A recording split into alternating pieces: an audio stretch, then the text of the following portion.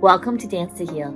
I'm your host, Jenny C. Cohen. Join me as I share stories of how dance and movement can bring healing in a way that is safe and tailored to your life. I'm a cancer survivor, mother of two, and an award-winning performer who found that movement was vital to my recovery. I created Dance to Heal Wellness and also authored the best-selling book, Outside in Recovery, Dancing My Way Back to Myself After Breast Cancer. I will bring new techniques to help you on your dance journey and healing path. Are you ready to move? Dance to Heal starts now.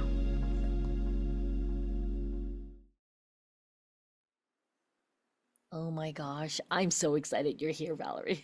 I'm so excited to be here. Thank you so much for having me. I can't believe the last time we spoke was 2 years ago.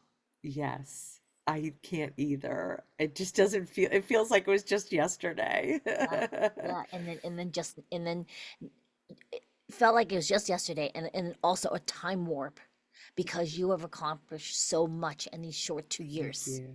I mean, Thank you. unbelievable, right? And so I always like to break the fourth wall. So audience members, right? You heard Valerie's introduction and you know of all her accolades, and yet at the same time, I want us to take this moment and have you share some deep thoughts by Valerie. In this day and age, why is it important for people to tell our stories? Because I think that there's a communal feeling amongst everyone when we talk about our stories and when we share, because we think that we're alone in the world and we're the only person that's feeling this way. And it's comforting to know that you're not alone. And the importance of being a storyteller is the fact that we can help inspire and empower others. Because you and I, especially, we're both cancer survivors as well, is that we want to say, hey, we did this. We didn't think we could, and we did. And we want other people to say, pull their pull them out of the tunnel into the light. And I think that's why it's so important to have our stories told, because even though we are cancer survivors, what we do in our stories, in your book and my play, The Pink Colt, we created art to help others. And it's not just about our cancer stories, it's a blueprint to how to live your life, right?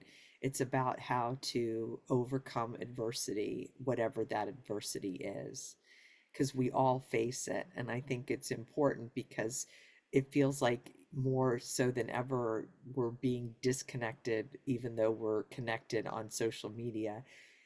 I feel sometimes there's a disconnect and that we lose that personal connection. Like, how many times do you call something, a customer service and nobody answers the phone? And it's like, press one for this, press two for this, press three, and press nine for repeat. And you're like, I want to talk to a human.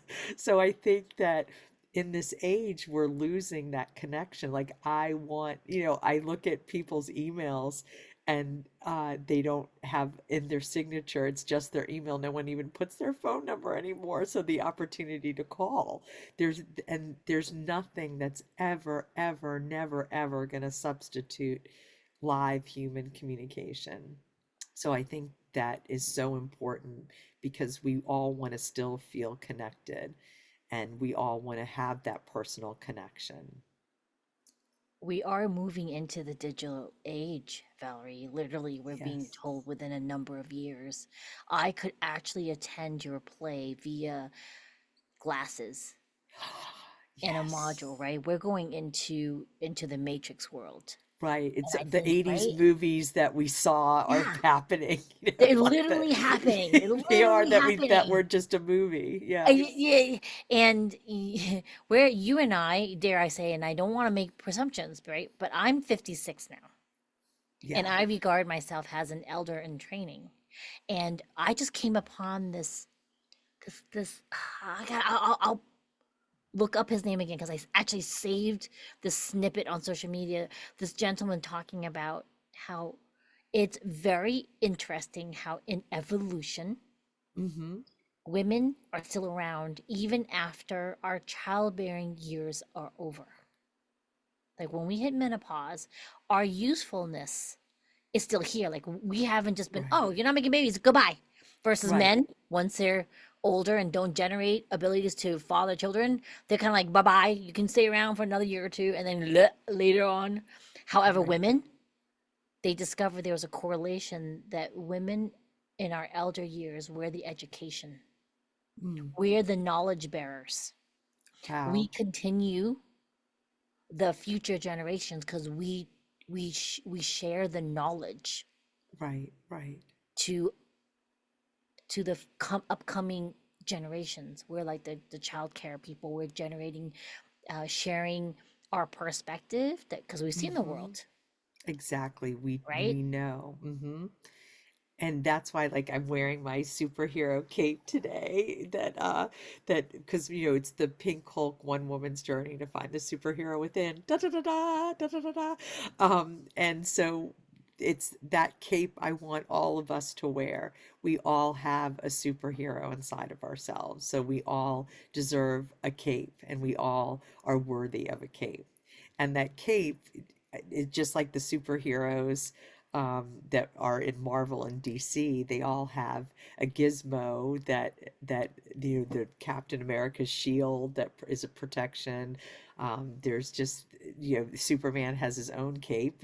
So I feel like we're the educators and that we need to educate that and that we are, even though we're entering the digital age, that there's no substitute for going to see a live theater or reading a book, having an actual paper book in your hand, and there's no substitute to going to a concert or a movie in the theater rather than seeing it digitally on streaming or a computer.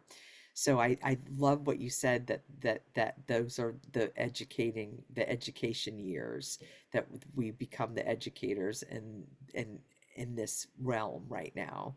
And I think that's really I think that's lovely. And I think besides educating others, we're educating ourselves, right?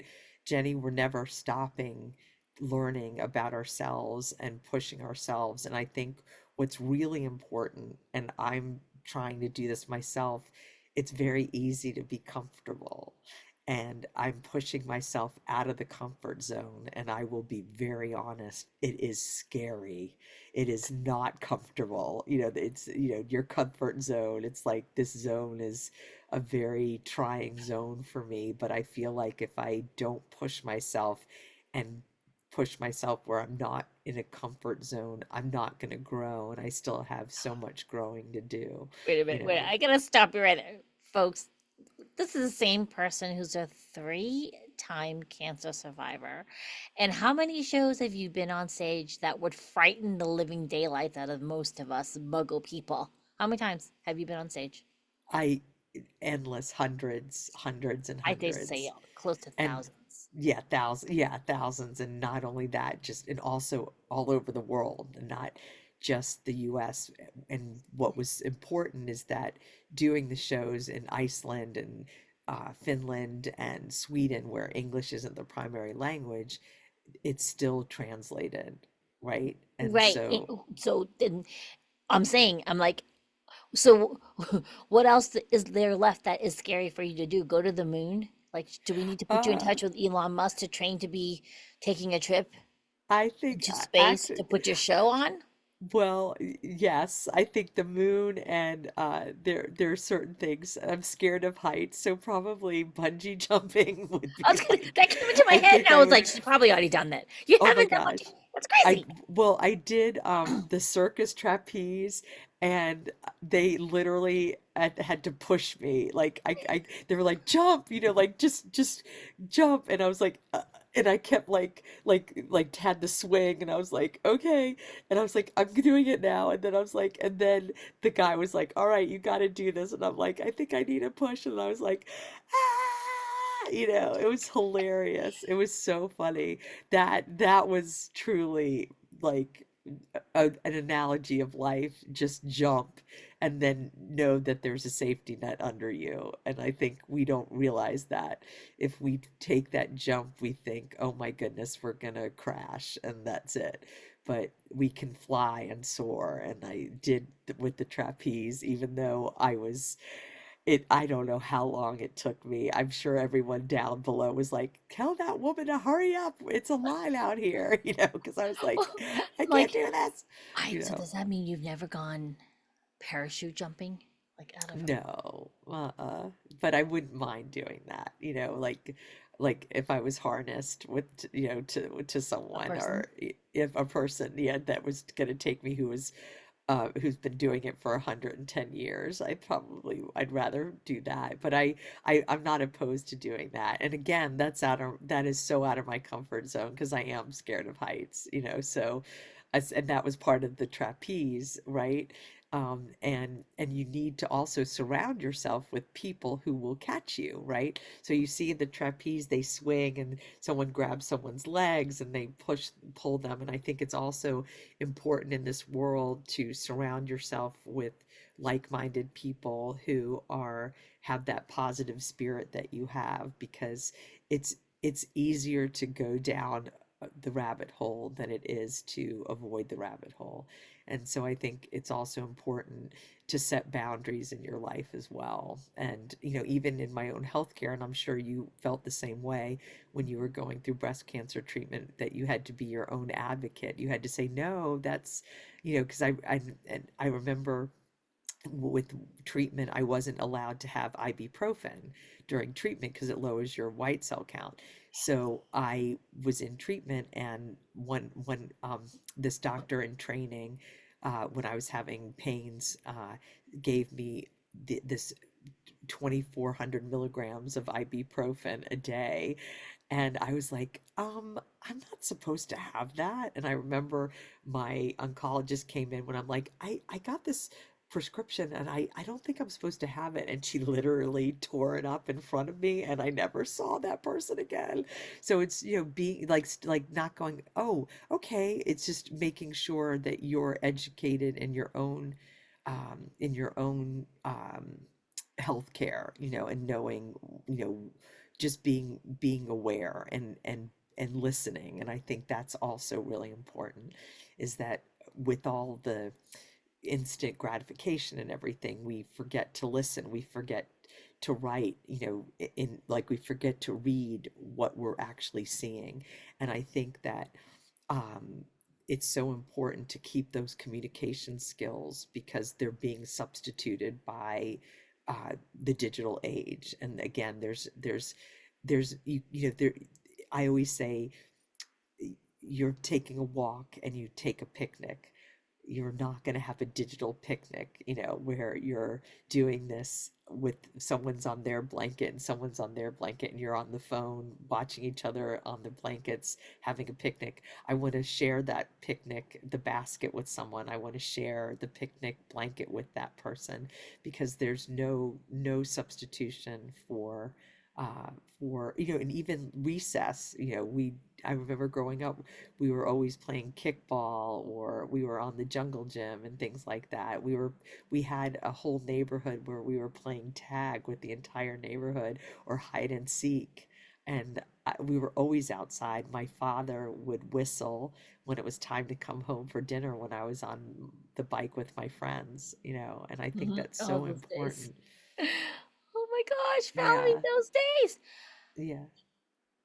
So, audience, I want to make sure before we get too carried away in our conversations to direct you to Valerie's website. Thanks. It's pinkhulkplay.com. PINKHULKPLAY.com. The link will be in the description of this episode, whether you're watching us on YouTube or listening to us. I just want to be clear, you find Valerie and get on her email list, because Absolutely. we were just we were planning on collaborations in the future. You don't want to Yes. miss those. We Okay. don't want to miss those. Yeah. And plus, she might be Yes. her play might be in your area. So you want to be on her Absolutely. playlist. And this is something not to be Absolutely. missed. What, Yes. what was the impetus for you just being like, hey, you all know Was there an impetus? Maybe I need to ask that. Well, was there a defining kick in the butt that was what propelled you into saying, "I've got to do this play," instead of just in my head? Absolutely. What was And that? yeah, and there were and there's two, and it's so important because the Pink Hulk, One Woman's Journey to Find the Superhero Within, how that created was created, and also my second solo show, Baggage from Baghdad, Becoming My Father's Daughter, which is my new solo show. With the Pink Hulk, the precipice was the fact that I felt like I had a story to tell because I had cancer two times Mhm, at that point. I hadn't mhm, had a third time. So it was non-Hodgkin's lymphoma stage 3 and stage 2 breast cancer. And I felt like I had a story to tell because I went through these cancers that touch both women and men. We know that men get breast cancer too. Um, but it was also the lymphoma, which was more for men and women, where breast cancer is mostly women. So I felt like the two cancers I had cover both men and women.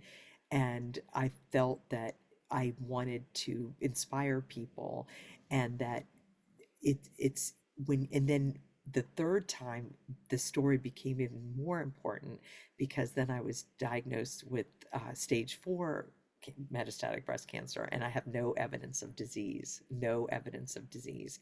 I picked the medication that I was to be on. I was offered another medication, and I had been on the ad campaign as a in between um, gigs. I do copy editing, and I was copy editing the ad campaign for this particular drug. And I said to my oncologist when she offered this one drug for me to start, I said, I was reading a lot about this one and I'd like to try it. And I said, how do you feel about that? And she said, anything you want. And we tried that drug, and that's the one that worked. So I was so grateful to be able to have a say so in my own healthcare, in deciding what treatment I was going to have. And it ended up having where I have no evidence of disease. And this has been a few years now.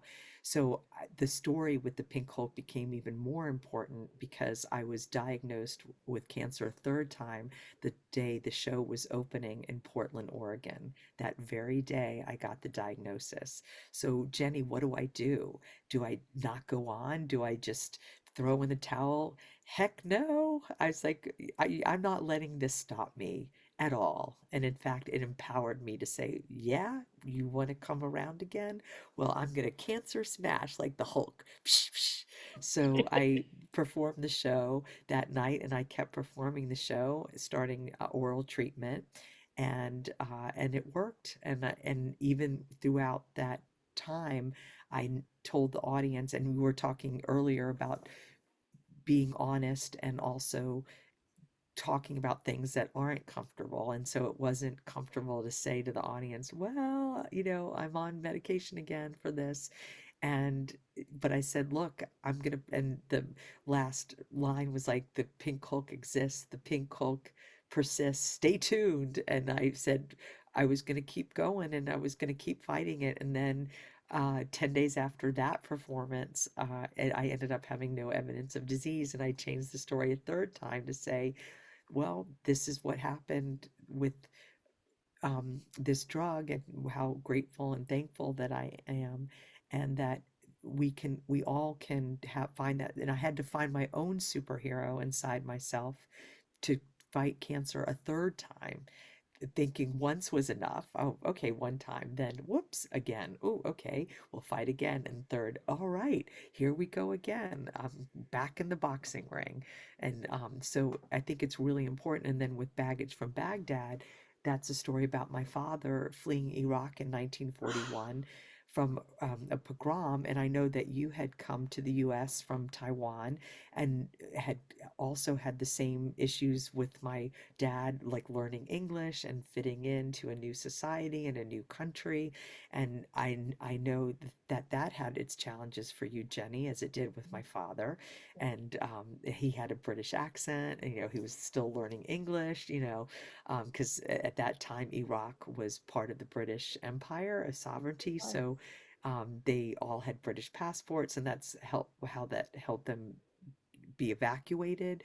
So it was in the middle of the night with German planes bombing on them, having to flee when they left Baghdad from the pogrom, and then they went to Habaniya, which was a British army base, and so then they were getting bombed on and they had to be evacuated. And so it was just to then they ended up in India having to adapt to another country, and then 7 years later, or yeah, 6 years later, they came to the U.S. and that was another adjustment. So this second solo show is also very important about starting over and leaving everything that you left behind to start over again. They left everything behind. They only could leave with what they could carry. And unfortunately, it's a timely story, right? Because this is happening all over. So so both of my stories are really talking about very important issues: healthcare, patient advocacy, surviving a traumatic health uh, um, issue. And it doesn't matter whether, and if it's multiple sclerosis or diabetes or, HIV, it's like saying to yourself, I'll find that superhero within with anything that happens to come my way and any kind of life-threatening illness. And then with Baggage from Baghdad, it's starting over again and having to build a new life and create a new life and not let life defeat us, and to Yeah. rise above any adversity that we have in any kind of situation in life. Yes, yes. I think I think the key is to give give voice to the understanding that we actually all have the power within, even if we've been brought up to not know that truth Correct. or not ever had that illuminated for us. Because there is an issue with people having, so this is not a judgment, folks, okay? It's just the way, if I say it, you'll better understand this victim mentality where, it's out of my control. I can't do anything about this. And the reality is, when you get the cancer diagnosis, that's the very moment you need to be empowered. Absolutely. And you have a choice to fight or not to fight. So you have a choice. And it's to say, make that choice that you're not going to be the victim, that you're going to fight this, and to embrace your self and that inner voice inside you and that inner, Jenny, it was the scariest thing I've ever gone through. I much rather go on 10,000 trapeze uh, um, endeavors or jump out of an airplane. That's nothing compared to going through cancer. And I know you know this, that there's nothing that I think that impacted me or was the scariest moment of my life, and to hear that 3 times. So, you know, we can't be the victim.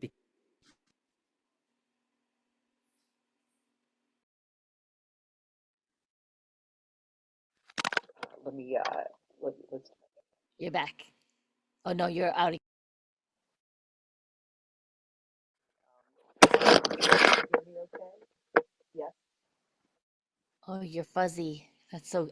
I think it's very ironic that it cut out because it was like the dark forces didn't want us to explain this thought. Exactly. You know, and so you can hear me now. Okay, great. So I think you're right. I'm like, and then we overcame the dark forces and we can hear each other again. So there we go. We weren't victims of technology. I We know, I weren't know. victims of bad of a bad microphone glitch. So yes, we overpowered the dark forces. So I think that that was such a great lesson to learn about resiliency, and that you have to have that resiliency. And not only that, Jenny, is to surround yourself with those people who will support you in that journey: your friends, your families, your doctors, your children, your Mhm, cousins, mhm. your uncles, your aunts, like, to also, because you can't do this alone, and part of overcoming this is to, I call it, get your superhero squad, Yes, get your right? superhero squad, and I noticed, well, first I got to go back to what you were saying about how very little scares you once you've gone through cancer treatment. And it's absolute truth. I was doing a personal development course and they had us on rope courses, the Wow. ones where you have to step on a loop and you're a couple hundred feet up in the air. And Wow. so you are harnessed in. However, I remember trying to do these. So they would have steps you had to take, but they were just loops of rope. So you have to step from Wow. rope to rope, and there's nothing under. There's no nets, Wow. and but you're harnessed. So if you fall, you're caught. And then these really, Right.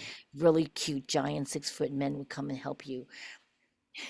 That was tempting, but I'm married, Yes. not dead. I'm just married, right? So I Love it. remember taking one step over from one step to the next, and there's a Mhm. gaping hole until I figured out how what tension to put in my heel so they Right. could support me, right? Because it's just a rope you're stepping on and stepping Wow. between rope and rope. And I kept Unbelievable. remembering speaking to myself, this is nothing compared to chemo.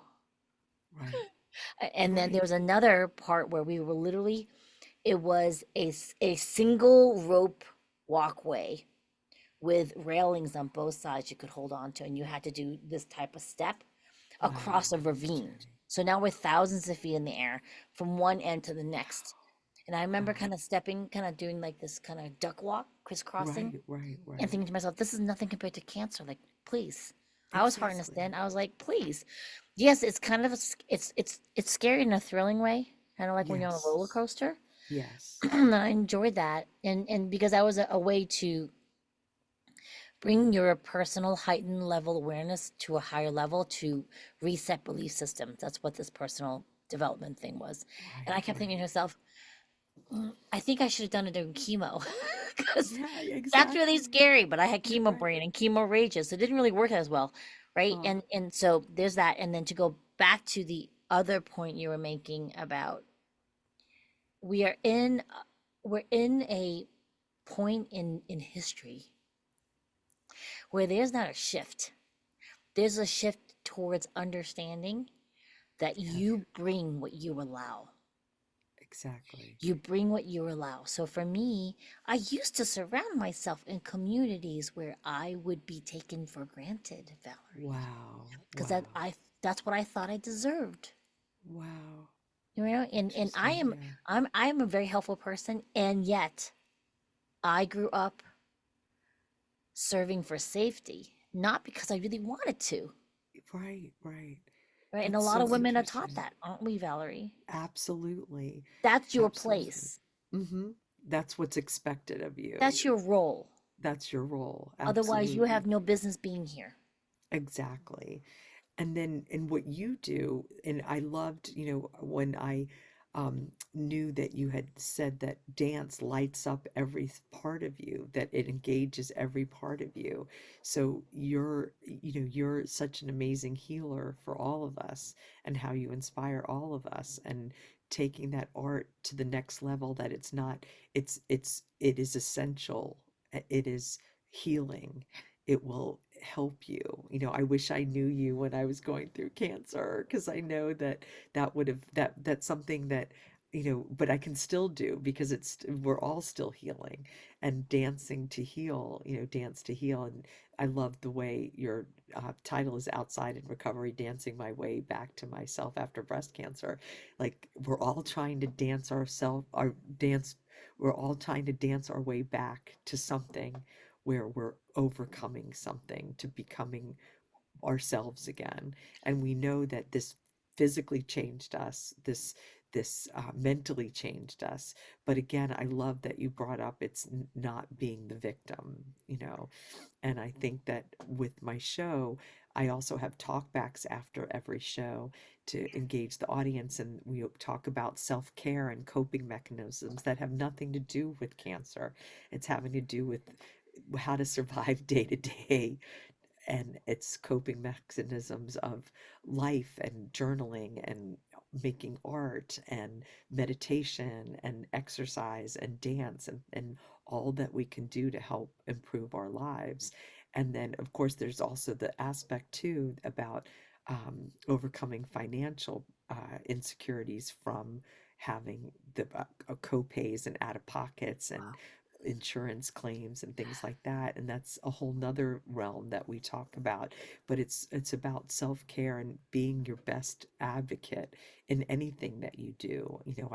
I had friends say that when they saw the show, they said, your message is about living life on your terms, and I'm quitting my job and starting my own business because I see that I can do this. And there was someone who was in not a happy marriage, and he said, why do I need to stick into this marriage and be unhappy? I can live my life and I don't have to be unhappy. And I realized how unhappy I was watching your show, because you celebrate your life and there's joy in your life. And he said, I'm not feeling the joy, and you're inspiring me to find my joy. So I think it's really important to, when circling back to the first thing that you said about being storytellers and why we do this, and what the impact this is having. And that's why it's I've been doing this show for so many years, and it's still like doing it for the first time. I still feel like I love doing it. I feel like every time I do it, it's the first time I've ever done it.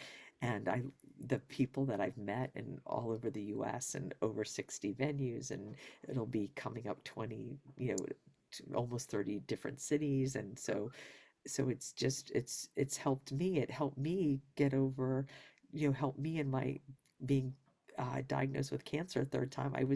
I had to do my show, and my show reminded me, you did this two times before, you can do this again, right? So it helped my own show, where I wanted to help others, actually helped me go,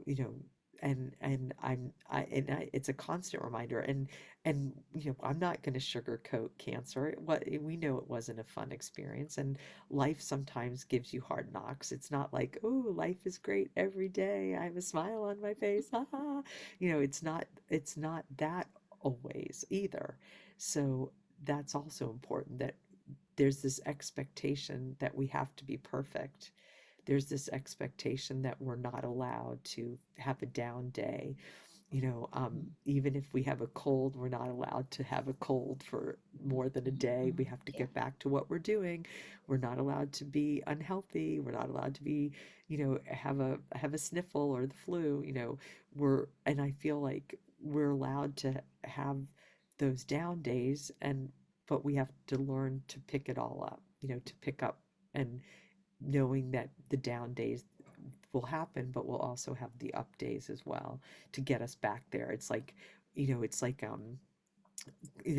when we're climbing a mountain, sometimes we slip a little bit, but as long as we know how to crawl our way back up, or those ropes that you were talking about, we have to walk through the ropes. We know that we have that harness, and we know that don't be afraid to fall. Be afraid to not get up if you fall. Yeah. That's what, right? Don't be afraid to fall. Be afraid that you're gonna not get up. That's the message, because you That. know, yeah. Yeah. I mean, for me, I've come to this epiphany, I would say, in the last 6 months, Hmm. of starting to really come back into my body. I mean, very few people know that during the release of my book in January 23, the Yes. October before, my husband had gotten into a terrible biking accident where Oh no. yeah, he was biking, and it was just a near miss with a natural car, and he ended up with 11 broken back ribs and a shattered Wow. bone in his shoulder. Oh my And goodness, I'm so he's still sorry. going through treatment. And at the same Wow. time, So my book was sorry. released in January, and that October was his accident. And then I actually went through um, a massive elective surgery in December. So I was trying to Oh, finish this book during this time. right. And so I was technically about 8 years out of being cancer free, declared by Hmm. the doctors, and still, Right. you know, January of this year was when I was officially cancer free, and then this Wow. coming January will be about 11 years when I'm kind of done. And Oh my wow. point in bringing that up is it still took me this long to come to this epiphany. You know how they always say, "Oh, feel your own will before you feel other people," and then had I had transitioned into a well, because people talk about this on social media. Right. Oh, you don't want to fill people from your well. You want to fill them from the overflow, right? Don't Right. just take out of your well. Fill Right. yourself until you have this overflow to give. And then I Right. had this realization. I was like, wait a minute. Um, my well has a cracked bottom. Yes. So Oh, I didn't even wow. realize the bottom was cracked. And so it's been Wow. shoring up the bottom of the well in my Wow. healing. I And then I love had that another analogy. epiphany, Valerie, over the last Tell six me. months. I don't really have a well. I don't think any of us does. Our energy and our love containers, it's Yes. actually more a glass container. Right. And Ah. when we don't resolve the cracks in our container throughout, Mhm. not just the bottom, Right. when we don't resolve that, it doesn't really matter where you fill it to, it's just leaking Hmm. out the sides, the bottoms. So Mm. now, once I hit that realization, I went, oh, so I really need to go Wow. back to even beliefs Wow. that were given to me as a child Hmm. and really clear those beliefs away. Yeah. And in doing so, I'm now fortifying this glass container of energy. So my bottom and my sides are Hmm. solid, they're Wow. glazed, they're Yeah. fired. And now, as I Wow. fill, right, Hmm. they're not Hmm. going to break under pressure. So then, when Hmm. I actually fill and then give out of the overflow, Hmm. right, it's pure. It's not serving for safety, like I told you earlier. Right. I Right. rarely say yes to things now without checking in with my body first. Exactly. And making sure that it won't cause the cracks, you know? Yeah. And it Yeah. took a long Keeping time. it. I'm 56. Yeah. So I discovered this when I was 56, folks, Wow. right? This Yeah. journey of Yeah. right? Because I think, Self-discovery. yeah, and I wasn't even sure until now when I think back over the piling up traumatic events in my life that started with my birth, for goodness sake, because I was a girl. And I had the Right. Right. audacity to be born a girl. I had that too. How dare you? Yes. Like we had a Yes. choice, you know? Exactly. I mean, our Right. souls elected to come into this existence, but we didn't decide what sex we were. It's our Right. dad's Right. DNA. Hello, dad. Yet, Exactly. right? And yet it was like something that was we were penalized for. And I think I just to bring it back to Hmm. your message of empowerment and Yes. Pink Hulk and Baggage from Baghdad.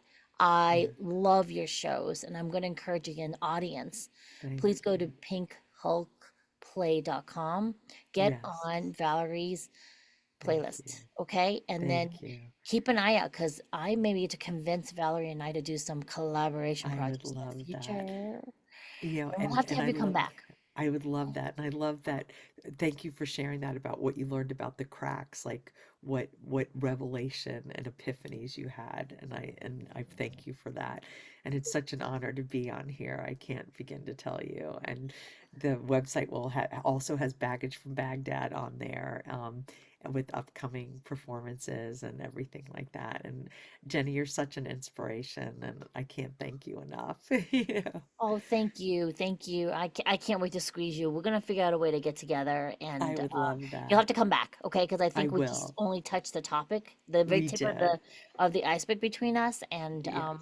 I think we need to have more conversations about this. I would love that. Yes. Okay, great. Yes, yes. I'll Right dance my on. way back to you. And I'll dance my Yeah. way to you. To you.